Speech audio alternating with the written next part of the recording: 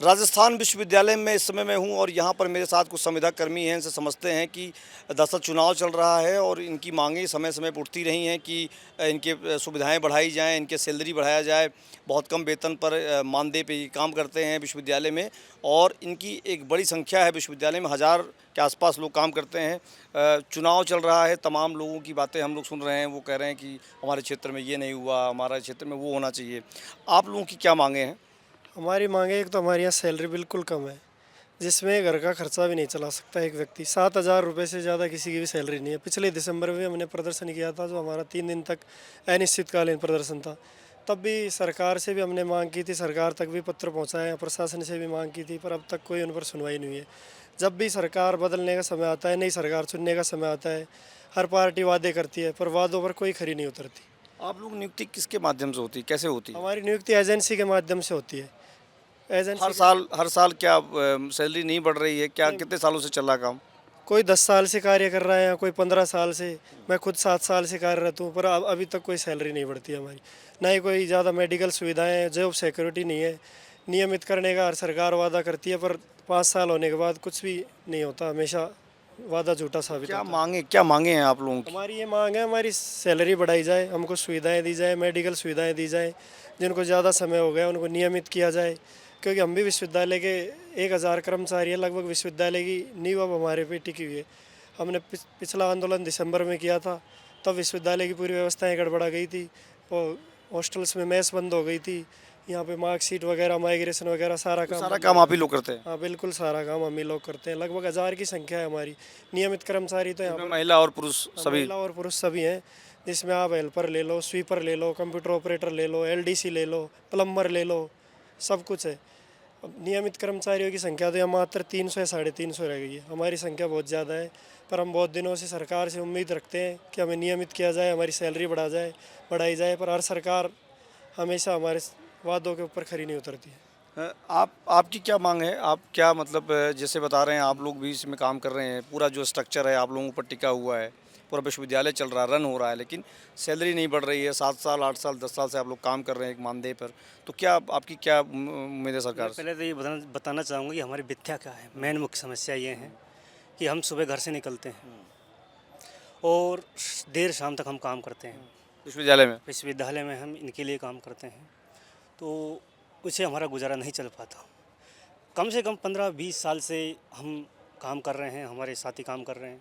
आज वो कर्ज में डूबे हुए हैं, यानी यहाँ के बाबुओं से हम उधार लेते हैं, प्रोफेसरों से 500 रुपये मांगते फिरते हैं। आज ऐसी हालात हमारे बीच हो गई है।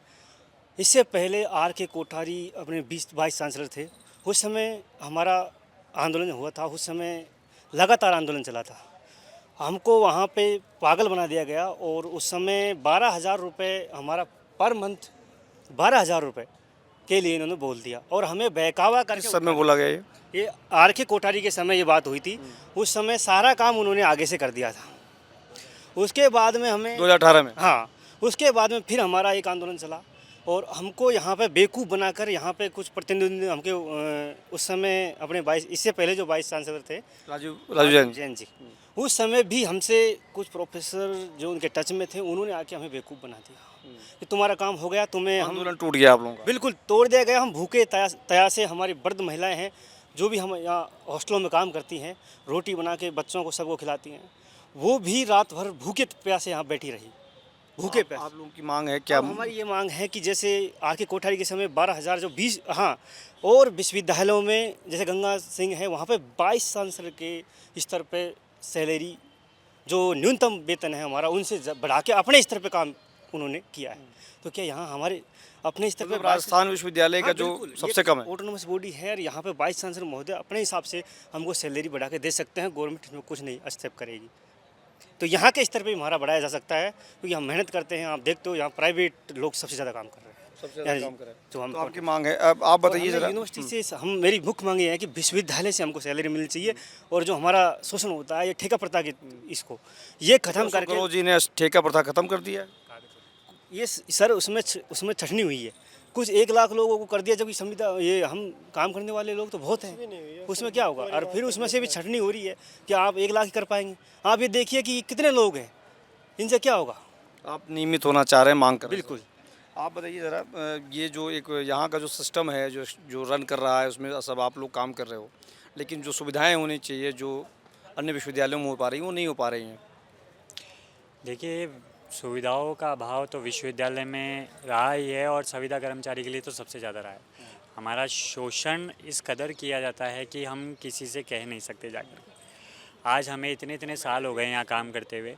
आज अगर मेरे भाई देखे जाएँ तो यहाँ पे इतने साल काम कर चुके हैं कि अब वो कहीं और जाते हैं तो लेकिन वो अपनी क्षमता खो देते हैं। वो यहाँ के मतलब काम ज़्यादा है लेकिन सुविधाएं पैसे नहीं हैं। ये नहीं है और सुविधाएं का तो बिल्कुल अभाव है। हमारी जॉब बिल्कुल सिक्योर नहीं है। हमें कभी भी कुछ भी कोई भी अधिकारी या कोई भी बाहर का आदमी आकर के कुछ कहता जाता है और हमारे फेवर में कोई खड़ा नहीं होता। सबसे बड़ी अभाव ये है हमारी हमारी दुविधा ये है कि हम यहाँ पे केवल निविदा मात्र है और हमें कोई भी ये कह सकता है कभी भी कि आप यहाँ से अपनी तनख्वाह लीजिए, मानदेय लीजिए, जो भी बकाया है वो भी लेना हो तो, और चले जाइए यहाँ से। सबसे बड़ा ये हमारे यहाँ पे जॉब सिक्योर नहीं है। तो हम यदि कहीं आज अगर हम परिवार में भी रहते हैं तो हमारे परिवार का यदि कोई भी मुखिया होता है तो हम उससे ये अपेक्षा करते हैं कि हमारे संकट की घड़ी में वो खड़ा रहे, लेकिन यहाँ ऐसे प्रकार का कोई वो नहीं है। जबकि हम इससे विश्वविद्यालय को एक परिवार मान करके चलते हैं। हमारी जॉब बिल्कुल सिक्योर नहीं है। सबसे फर्स्ट प्रायोरिटी हम ये कहेंगे कि हमारी जॉब सिक्योर की जाए, या तो हमें काम आप उतना ही कर रहे हैं जो उनको चाहिए। जी बिल्कुल। और बराबर कंधे से कंधा मिला करके हम सरकारी कर्मचारी के बराबर कंधे से कंधा मिला करके सुबह से शाम तक हम अपना पूरा समय देते हैं और हमें मानदेय बिल्कुल नहीं मिलता।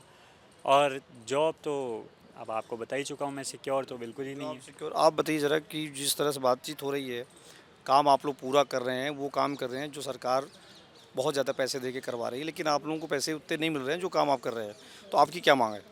मैं तो यही कहना चाहूँगा, राजस्थान विश्वविद्यालय में जो एजेंसियों के माध्यम से कार्यरत कर्मचारी हैं उनका शोषण किया जा रहा है।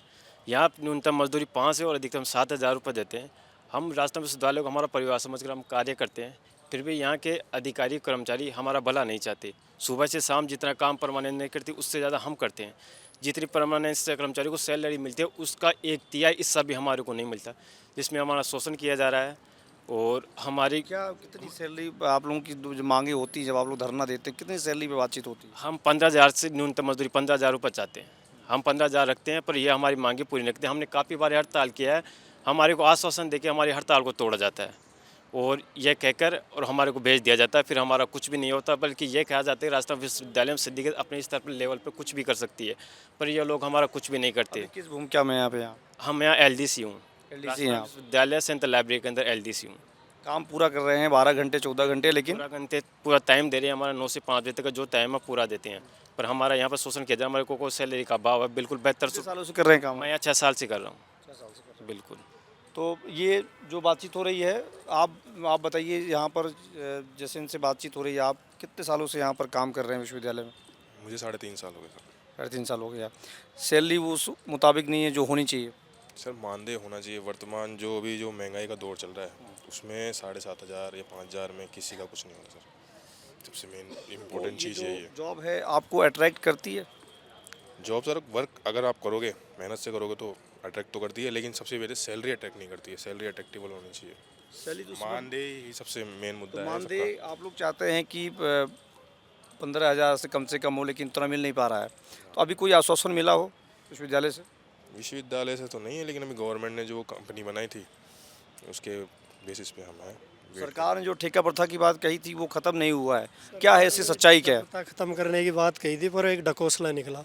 सरकार ने लास्ट कैबिनेट में, बड़े शर्म की बात है, अभी कुछ दिन पहले लास्ट कैबिनेट में जब आचार संहिता लगने से कुछ दिन पहले उसको अनुशंसा किया कैबिनेट से। क्या सरकार 5 साल तक सो रही थी? क्या उसको 5 साल पहले नहीं कर सकती थी पूरी? मतलब सरकार दिखावा कर रही थी कोरा मात्र, और कुछ नहीं है। हमारी मांगे यही है, सरकार हमारा मानदेय बढ़ाए, हमारे नियमितीकरण की तरफ बढ़े, नहीं तो हम वोट की चोट से सरकार को गंभीर चोट देंगे। और असर पड़ेगा चुनाव पे? बिल्कुल पड़ेगा, क्यों नहीं पड़ेगा। राजस्थान में हर विभाग में, सरकारी विभाग में ठेका कर्मचारी, आप यहाँ देख लीजिए। मैनिफेस्टो जारी हो उसमें आप लोगों के मुद्दे होने चाहिए। बिल्कुल हमारे मुद्दे होने चाहिए। मैं तो जो भी मुख्य पार्टियां हैं उनसे ये कहना चाहूँगा, फर्स्ट प्रायोरिटी पर हमारे मुद्दे होने चाहिए। राजस्थान में जितने भी सरकारी विभाग हैं उनमें ठेका प्रथा खत्म हो, हमारा नियमितीकरण किया जाए, हमारा मानदेय बढ़ाया जाए, हमारी जॉब सिक्योरिटी की जाए। इन मांगों को अगर जो भी पार्टी हमारी इन मांगों को मुख्यतः रखेगी, हम उस पार्टी का सहयोग करेंगे। अन्यथा हम वोट की चोट से हमारी ताकत बताएंगे। आप कुछ कहेंगे? कुछ कहेंगे? वही सेम ही डिमांड। आपकी भी मांग वही है? Yes sir. तो ये थे हमारे साथ राजस्थान विश्वविद्यालय के वो संविदा कर्मी जिनके दम पर पूरा विश्वविद्यालय रन कर रहा है, लेकिन इनको सैलरी या मानदेय जो भी कर रहे हैं वो नहीं मिल पा रही, उतनी नहीं मिल रही है जितनी इनको मिलनी चाहिए, जो बातचीत होनी चाहिए। सरकार कह रही है ठेका प्रथा खत्म हो गया है, लेकिन इनका कहना है कि भी उसका कोई बहुत असर उस पर नहीं पड़ पा रहा है, क्योंकि वो जब अनुशंसा की गई, जो बात हुई कैबिनेट की, वो जस्ट आचार संहिता लगने से कुछ दिन पहले की बात है। ये चाहते हैं कि जो मैनिफेस्टो हो, जो सरकार आए, वो इनकी बात को रखे, नहीं तो इनका वोट बदल सकता है। एबीपी लाइव के लिए संतोष पांडे, जयपुर।